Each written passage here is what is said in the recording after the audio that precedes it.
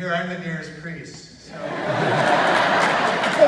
the campus minister here at Purdue, and we have 13,000 Catholic students here.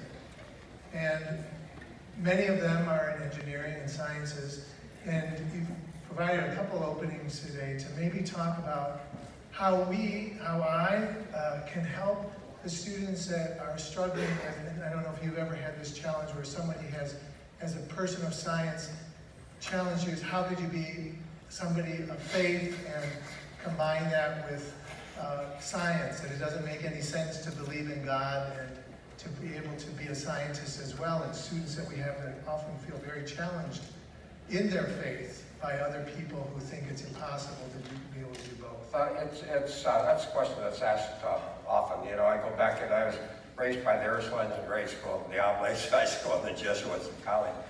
But it's very interesting. We spent an entire semester in a book that thing called The Outline and Manual of Logic, where we get into this discussion about the uncaused cause.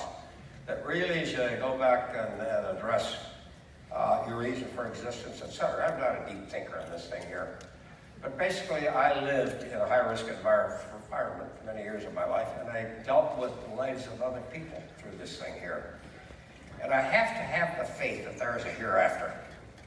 Because if I messed up, I think it was mine, but basically I wanted to have them someplace to go.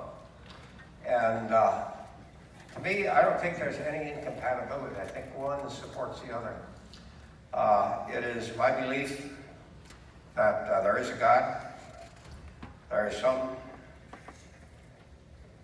overall being that basically guides our existence. I look at my life. In fact, I'm doing the prayer breakfast for the diocese coming up the 30th of this month. And my talk is God is my co-pilot. And basically, that's the theme that I use. I talk to various ministries and acts groups and all this kind of stuff, talk to kids.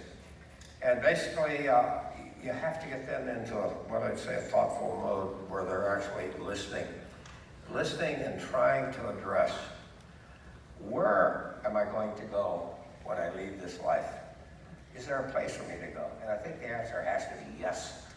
Otherwise, you don't have the sense to make right decisions, follow the right path, etc. So that to me is very simple. I lived to the point where when I first got into flight training, my chaplain there said, you know, you're 1 second from judgment day in your job. Boy, that gets your attention.